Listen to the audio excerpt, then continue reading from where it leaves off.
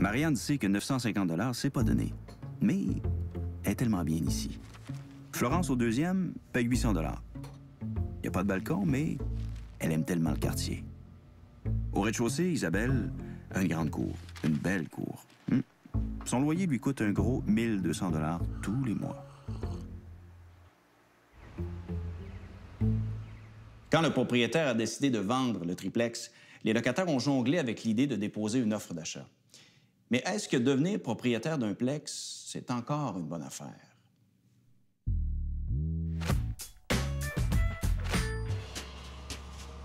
Acheter un immeuble locatif est un projet que bien des gens considèrent. L'investissement semble avantageux.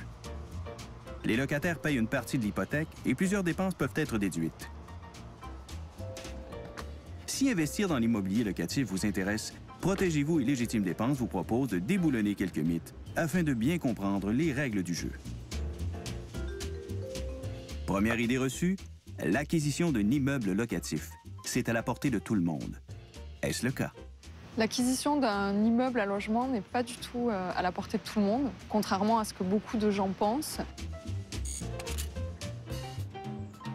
Ce qui se passe à l'heure actuelle, c'est qu'on a des prix qui ont littéralement explosé.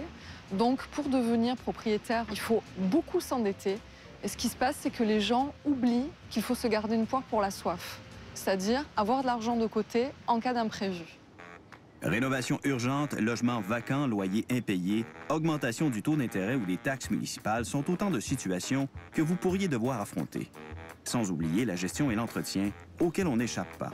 Il vous faudra plus d'une carte dans votre manche pour être paré à tout. Bien évidemment, avant d'investir dans l'immobilier, il faut regarder quelles sont nos habiletés, quelles sont nos aptitudes.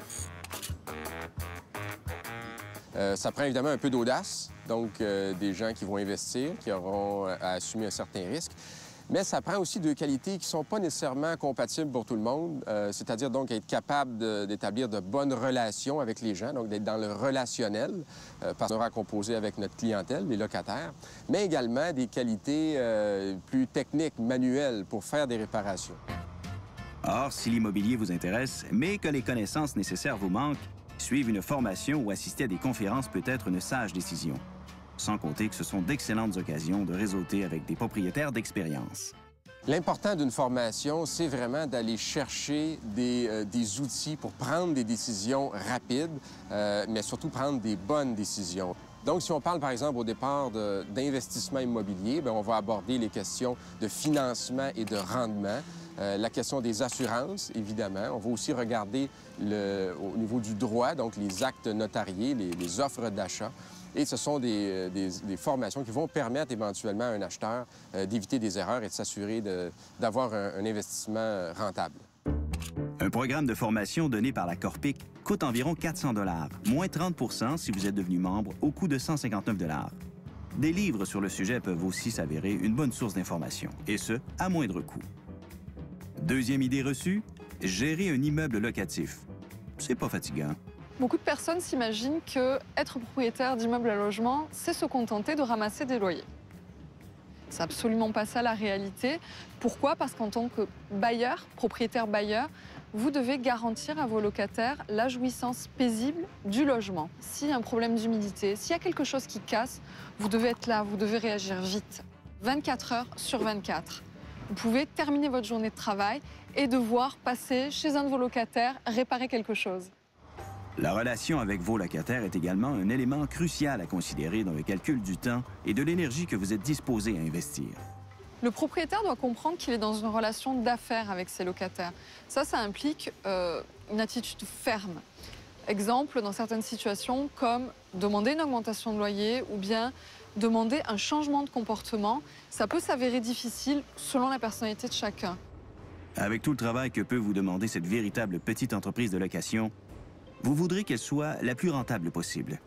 Mais la notion de rentabilité n'a pas le même sens pour tous, selon l'objectif que chacun se fixe. Si on souhaite devenir propriétaire, c'est qu'on a un ou plusieurs objectifs. On n'achète pas quelque chose en se disant « faut que ça soit rentable ». Rentable, mais pourquoi faire? Ça peut être tout simplement un moyen pour accéder à la propriété, tout simplement. Ça peut être la volonté d'avoir un revenu fixe chaque mois. Ça peut être de vouloir transmettre quelque chose à ses enfants, d'épargner pour la retraite. Parce que si c'est une simple rentabilité, on risque d'être déçu. Troisième idée reçue, l'immobilier, c'est forcément rentable. Pourtant, votre investissement pourrait ne pas vous rapporter autant que vous ne le souhaitiez. Comme dans la plupart des canaux d'investissement, l'immobilier connaît des cycles. Actuellement, on est au haut d'un cycle, c'est-à-dire que les valeurs sont très élevées, des petits immeubles en particulier. On a vu les valeurs tripler au cours des 12 dernières années. Par contre, les revenus de ces immeubles-là n'ont pas triplé, ce qui veut dire que le rendement, le revenu net dégagé par ces immeubles-là est beaucoup plus faible. Face à cette situation, beaucoup se disent que s'ils ne font pas d'argent avec la location, ils en feront à la revente de l'immeuble. Pourtant, nul ne peut prédire comment le marché évoluera. Mais il y a deux choses. Pour faire un gain en capital à la revente, on doit évidemment... il doit y avoir quelque chose de plus à apporter à l'immeuble, donc faire des travaux. Donc, ça demande beaucoup de travail. Ou encore, prendre un risque. Prendre un risque, ça veut dire d'investir peut-être dans un quartier qui ne semble pas très attrayant pour les locataires ou pour les futurs acheteurs, mais qui va le devenir finalement, et au bout de 10 ans, vous aurez eu du flair, et ce sont ces gens-là qui ont pris des risques et qui vont gagner le plus. En plus des travaux de rénovation à venir, que vous devrez de planifier avec sérieux, les revenus de votre immeuble seront amputés de plusieurs autres montants.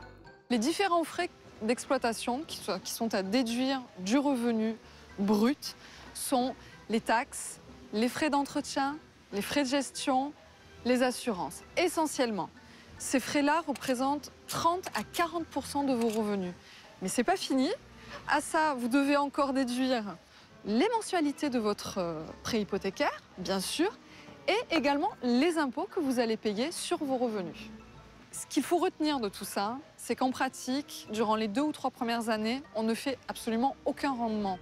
Après cette période, vous pourrez peut-être espérer engendrer un petit profit grâce à la faible augmentation de vos loyers, mais seulement si vos frais d'exploitation n'augmentent pas au même rythme. C'est pour cette raison, d'ailleurs, qu'il est faux de prétendre que l'immeuble se paye seul. Anciennement, des taux de rendement de 6 ou 7 % étaient possibles, mais désormais, attendez-vous à moins.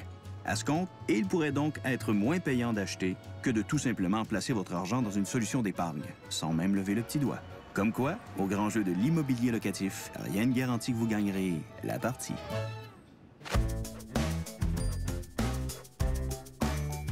Après la pause, on parle d'un produit d'assurance peu connu, l'assurance titre. Ça va dire, parfait, si ça arrive, moi, je vais vous payer pour les troubles que ça va occasionner. Plus souvent, ça peut être la clôture qui est un peu trop chez le voisin. Alors, lors de la transaction, l'arpenteur nous révèle sur le certificat de localisation qu'effectivement, la clôture est chez le voisin. Et ça peut impliquer, surtout si c'est une clôture assez dispendieuse, ça peut encore là impliquer des frais. Donc, l'assurance va dire, parfait, si votre voisin vous demande de déplacer la clôture, je paierai. Et est-ce qu'on devrait absolument souscrire à une assurance titre avant d'acheter une propriété? Non. Ici, au Québec, la qualité des titres immobiliers, fait en sorte que c'est exceptionnel qu'on a des problèmes où on aura besoin de recourir à l'assurance titre. Et on y recourra non pas pour empêcher la correction, parce qu'au Québec, les notaires corrigent les titres lorsqu'ils ont des problèmes, mais des fois, c'est une question de temps. La clôture est chez le voisin, et il n'y a pas d'entente avec le voisin. Alors, on va dire, écoutez, on va prendre une assurance titre, puis après ça, bien, on va voir avec le voisin si on peut s'entendre, qui va vous permettre de tolérer la présence de la clôture tant et aussi longtemps qu'elle va tenir debout. Quand vous la rechangerez, bien là, vous la mettrez sur votre terrain. Dans ces cas-là, ce sont des cas d'exception. L'assurance titre peut être utile, mais on est vraiment dans le domaine de l'exception. OK. Et la question, Monsieur Tout-le-Monde, ça coûte combien? Alors, évidemment, tout dépend de qu'est-ce que c'est qu'on couvre et l'importance du problème qui a pu être retrouvé, mais ça varie entre 175, 200 $ et 700 $ à peu près, dans cette fourchette-là. Mais ça, c'est lorsque le consommateur, parce qu'on lui a révélé qu'il y avait un problème, on lui demande de payer une assurance titre. Mais la plupart du temps, le consommateur, lorsqu'il fait affaire avec certaines institutions financières, le paye sans le savoir. Okay. C'est-à-dire que le prêteur, lui, dit, moi, systématiquement, je veux qu'il y ait une assurance titre dans le dossier et je mets ça dans les frais d'étude du dossier ou, disons que le taux d'intérêt est une fraction un petit peu plus élevée pour couvrir le coût de ça. Donc, le consommateur s'en aperçoit même pas. Alors, ça, là-dessus, évidemment, là, il faut être vigilant. OK. Maître Lambert, de façon très objective, est-ce que je devrais faire affaire avec un notaire ou simplement une assurance titre, ça peut faire le travail? Bon, alors, on va dire que je suis biaisé, évidemment, dans ma réponse. Je vais essayer d'être objectif. L'assurance titre, ça vient dire, écoutez, faites pas le travail de recherche, Si vous avez un problème, on interviendra. Alors que le travail du notaire, lui, il est préventif. Il dit, regardez, avant qu'on fasse une transaction, on va vérifier si tout est en ordre. C'est ça la différence. Dans un cas, on va faire l'examen, on va vérifier, puis là, on va vous dire, écoutez, votre situation est correcte, cet immeuble-là est clair, il n'y a pas d'hypothèque, ou on connaît celui à qui on doit de l'argent. Donc, si vous faites un geste, on va rembourser la personne qui a des droits.